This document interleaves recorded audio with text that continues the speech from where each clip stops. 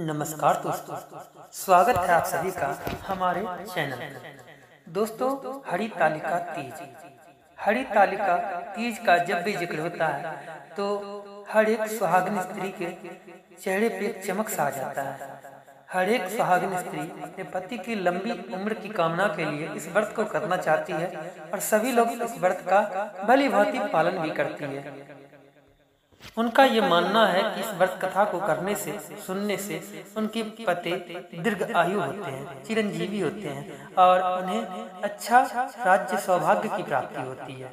दोस्तों, मैं भी यही चाहता हूँ कि दुनिया की तमाम स्त्रियां इस व्रत कथा को करें, समझें और अपने धर्म को इसी तरह आगे बढ़ाते रहें। तो सभी लोग वीडियो शुरू होने से पहले वीडियो को एक बार शेयर कर दिए ताकि सभी माताओं बहनों तक हमारा यह हरितालिका की कथा जो सरल हिंदी भाषा में आप लोगों को बताई जाएगी सभी तक पहुंच सके। धन्यवाद। तो वीडियो शुरू करने से पहले जानते हैं इस व्रत कथा की विधि के बारे में। इस कथा की विधि कुछ इस प्रकार है।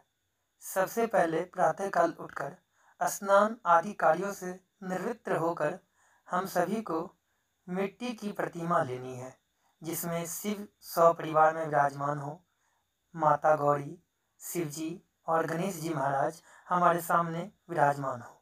तो सबसे पहले गंगा जल, दूध, पंचमी, शहद, दही और शुद्ध जल से हम सभी को महादेव, गणेश जी तथा माता गौरी जी को स्नान करवाना है। उसके पश्चात हमें अच्छे से वस्त्र से उन्हें सूखे वस्त्र से पोंछ देना है। पोंछने के पश्चात महादेव जी, माता गौरी जी तथा भगवान गणेश को वस्त्र अर्पित करना है। वस्त्र के तौर पर आप उन्हें जनेऊ भी दे सकते हैं, जनेऊ। फिर आदि जो सामग्री हो उन सभी से भगवान को चंदन करें, टीका लगाएं, अक्षत दें, फूल वगैरह जो भी हो आपके पास, सभी फूल, सुगंधित फल, सभी प्रकार की चीजें महादेव पर, माता गौरी पर तथा भगवान गणेश पर चढ़ाएं।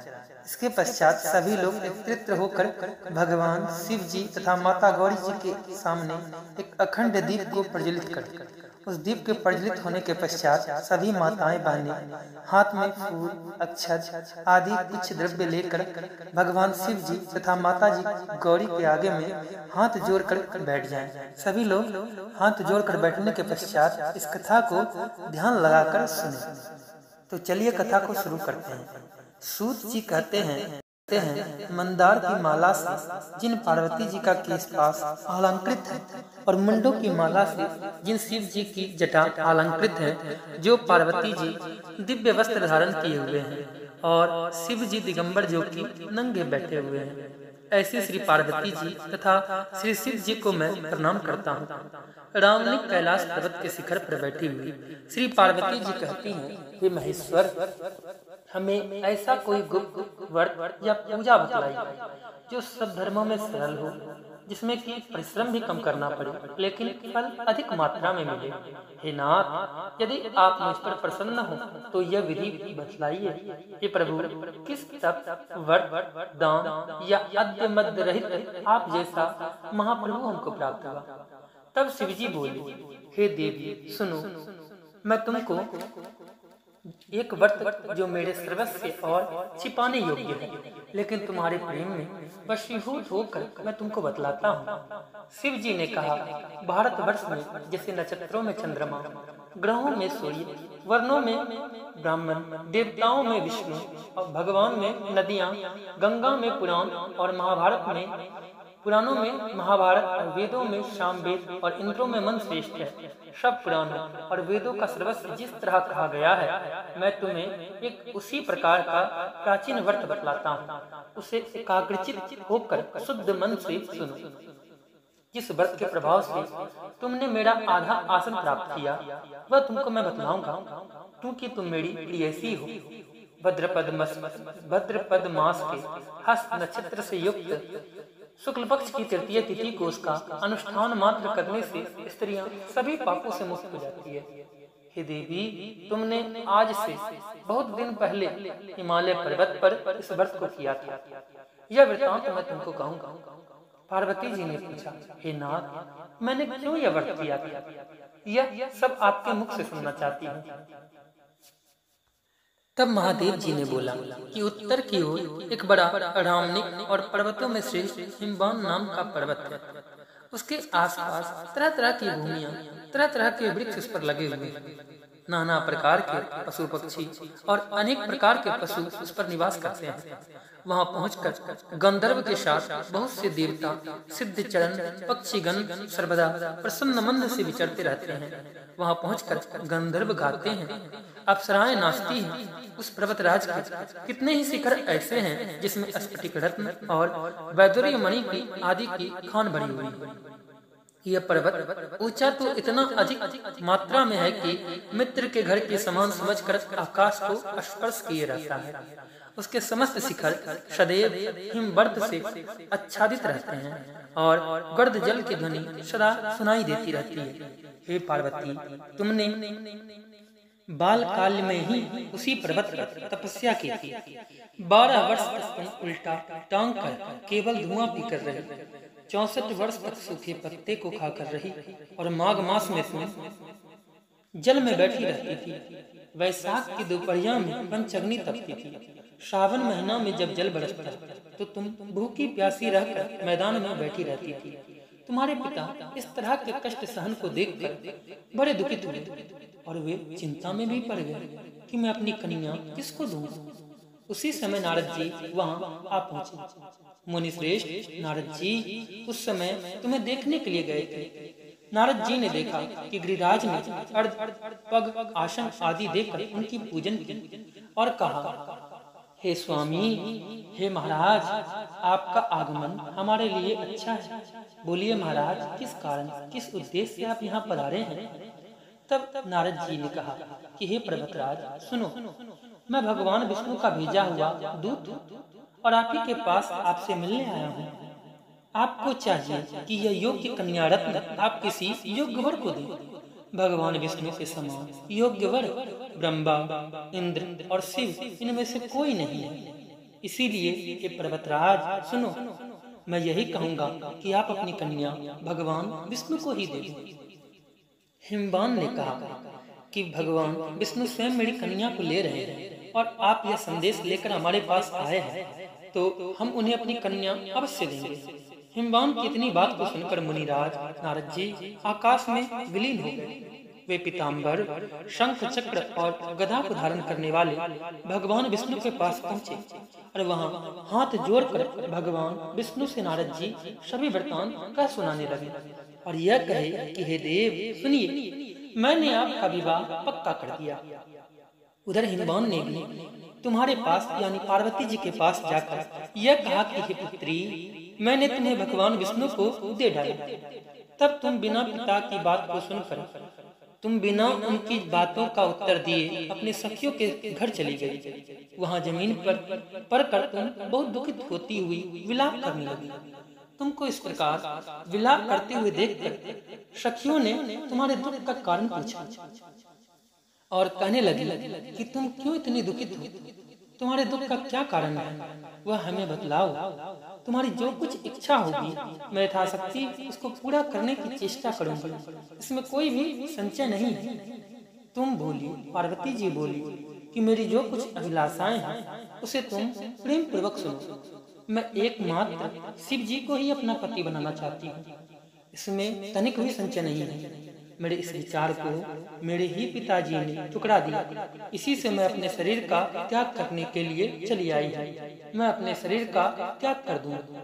पार्वती जी की इस बात को सुनकर सखियों ने कहा कि शरीर का त्याग न करो, चलो किसी ऐसे वन में चले जहाँ पर पिताजी को पता ही न लगे। ऐसी सलाह कर तुम वैसे वन में जा पहुंचे जहाँ की तुम्हारे पिताजी को तुम्हारी कोई खबर न मिल सके। उधर तुम्हारे पिताजी घर घर तुम्हें खोजने लगे और दूतों द्वारा भी तुम्हारी खबर लेने लगे कि कौन देवता या किन्नर मेरी पुत्री को हर कर लेके चला गया।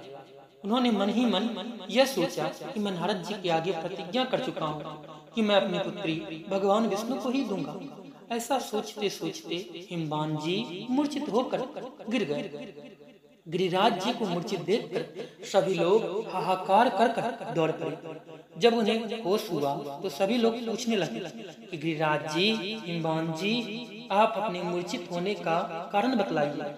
हिमवान ने कहा, आप लोग मेरी दुख का कारण सुनो।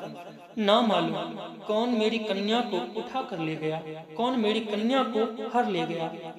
ऐसा नहीं हुआ तो किसी काले सांप ने मेरी पुत्री को काट लिया होगा या कोई सिंह खा गया होगा। हाय हाय, मेरी बेटी कहाँ गई? इस दुष्ट ने मेरी पुत्री को मार डाला। ऐसा कहकर वे वायु के झोंके से कांपते हुए वृक्ष के समान डोलने लगे। इसके बाद हिमवान तुम्हें वन वन खोजने लगे। वह वन भी सिंह, भालू, हिंस जंतुओं से बड़ा भयानक हो रहा था। तुम भी अपनी सखियों के साथ उस जंतु भरे जंगल में चलते चलते एक ऐसे जगह पर जा पहुंची थी जहां एक नदी बह रही थी। उसके रामणिक तट पर एक बड़ी सी कंदरा थी। तुमने उसी कंदरे में अपना आश्रम बना दिया और मेरी एक बालुकामयी प्रतिमा बनाकर अपनी सखियों के साथ निराहार रहकर मेरी आराधना करने लगी। जब भद्रपद शुक्ल पक्ष की हस्तयुक्त तृतीय तिथि को प्राप्त हुई, तब तुमने मेरी विधि पूर्वक पूजन किया और रात भर जाग कर गीत गादादित से मुझे प्रसन्न करने में बिताया। उस पर्वतराज के प्रभाव से मेरा आसन डगमग हुआ था, जिससे कि मैं तत्काल उस स्थान पर जा पहुंचा जहां पर कि तुम अपनी सखियों के साथ व्रत कर रही थी। वहां पहुंचकर मैंने तुमसे कहा कि मैं तुम्हारी पूजन से, तुम्हारी तपस्या से प्रसन्न हूँ। बोलो तुम क्या चाहते हो? तुमने कहा, मेरे देवता, यदि आप मेरे ऊपर प्रसन्न हैं तो आप मेरे पति बन जाएं।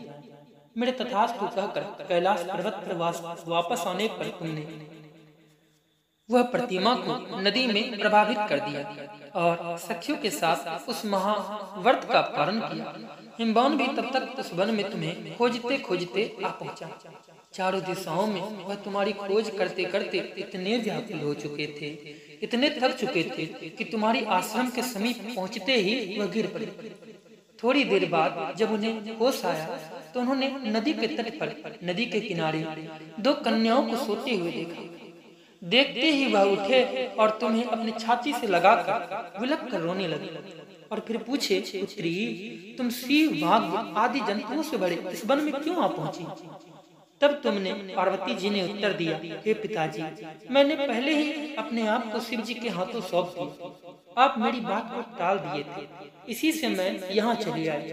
हिमवान ने तुम्हें संतना दिया कि हे पुत्री, मैं तुम्हारी इच्छा के विरुद्ध कुछ नहीं करूंगा। यह कहकर वे तुम्हें अपने साथ घर ले आए और मेरे साथ तुम्हारा विवाह कर दिया। इसी से तुमने मेरा आधा आसन प्राप्त किया। तब से लेकर आज तक किसी के सामने मुझे यह व्रत प्रकट करने का अवसर प्राप्त नहीं हुआ। हे देवी, मैं यह बताता हूँ कि इस व्रत कथा का नाम हरितालिका क्यों पड़ा, क्योंकि तुम्हें सखियां अपने साथ में हर कर वन में ले चली थी, इसीलिए इस व्रत कथा का नाम हरितालिका पड़ा। तब पार्वती जी ने कहा कि हे प्रभु, आपने नाम का मतलब तो बतला दिया, अब इसकी क्या विधि है और क्या विधान है, इसका क्या पुण्य है और क्या फल है, यह कौन करे, ये सभी मैं आप ही के मुख से सुनना चाहती हूँ। श्री शिव जी पार्वती जी से कहते हैं कि हे देवी, मैंने समस्त स्त्री जाति की भलाई के लिए यह उत्तम और सरल व्रत बतलाया है। जो स्त्री अपने सौभाग्य की रक्षा करना चाहती है वह यत्न पूर्वक इस व्रत कथा को करे और केले के खंभे आदि से सुशोभित एक सुंदर मंडप बनवावे, उसमें रंग बिरंग के रेशमी कपड़ों से चांदवा लगवाकर चंदन आदि सुगंधित द्रव्य से इस मंडप को लिपवावे। फिर शंख, भेरी, मृदंग आदि बाजा बजाते हुए बहुत से लोग एकत्रित होकर तरह तरह की मंगलाचारी करते हुए इस मंडप में पार्वती जी तथा श्री शिव जी की प्रतिमा को स्थापित करें।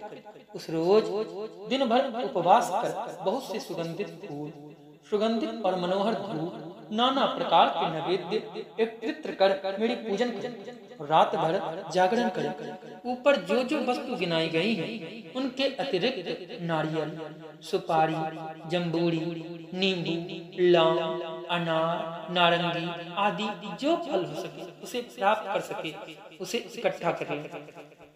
उस ऋतु में जो फल तथा जो फूल मिल सके उसे विशेष रूप से अपने पास रखें।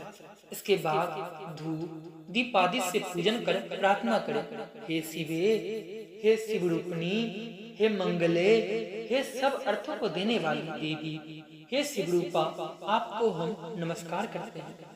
हे शिवरूपे, आपको सदा सदा के लिए हम नमस्कार करते हैं। हे बुद्धि रूपिणी, आपको नमस्कार करते हैं। हे जगधात्री, आपको हम बारंबार प्रणाम करते हैं। हे शिववाहिनी, संसार के भय से भयभीत मुझ दीन की रक्षा करो। इस कामना की पूर्ति के लिए मैंने आपकी पूजन की है। हे पार्वती जी, मुझे राज्य और सौभाग्य दो, मुझ पर प्रसन्न हो। इन्हीं मंत्रों से पार्वती जी तथा श्री शिव जी की पूजन करें।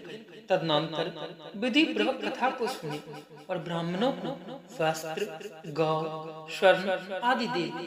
इस तरह एकत्रित होकर स्त्री पुरुष दोनों एक साथ पूजन को करें। फिर वस्त्र आदि जो कुछ हो उस सभी का संकल्प कर ले।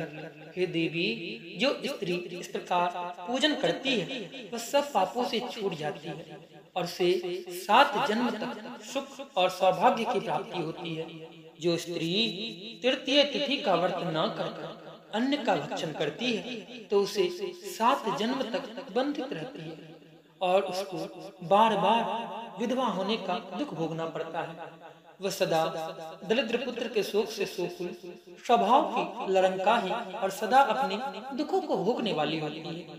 सभी स्त्रियां तीज का व्रत अवश्य रखें, कारण कि उपवास न करने वाली स्त्री अंत में घोर नरक में जाती है। तीज के रोज मांसाहार करने से बाघिन, दही खाने से बिल्ली, मिठाई खाने से चींटी और कुछ खाने से मक्खी होती है। तीज के रोज अन्न खाने से सुगरिया, फल खाने से बंदरिया, पानी पीने से जौं और दूध पीने से शापिन होती है और उस रोज सोने से अजगरी होती है। पति को धोखा देने से मुर्गी भी होती है। इसीलिए सभी स्त्रियां व्रत अवश्य करें। दूसरे दिन चांदी, तांबा अथवा बांस के पात्र में अन्न को भरकर ब्राह्मण को दें और प्रणाम करें। जो स्त्रियां इस प्रकार व्रत करती हैं वह मेरे समान पति को यानी कि महादेव के समान पति को पाती है और जब वह मरने लगती है तो हे पार्वती, उसका समान स्वरूप तत्काल तुम्हारी तरह हो जाता है। उसे सब प्रकार के सांसारिक भोग और राज्य की प्राप्ति होती है, संयुक्त मुक्ति मिल जाती है। इस हरि तालिका की व्रत कथा मात्र सुन लेने से प्राणी को 1000 अश्वमेध और सैकड़ों वाजपेयी यज्ञ करने का फल प्राप्त होता है। हे देवी, मैंने यह सब व्रतों में उत्तम व्रत बतलाया है जिसके करने से प्राणी सभी पापों से छूट जाता है, इसमें तनिक भी संचय नहीं। इसीलिए सभी स्त्रियां तीज का व्रत अवश्य रखें। सभी माताएं बहनों को धन्यवाद। सभी लोग को अगर वीडियो अच्छा लगा हो तो वीडियो को एक बार शेयर जरूर कर दें और कमेंट में एक बार हर हर महादेव जरूर लिखें।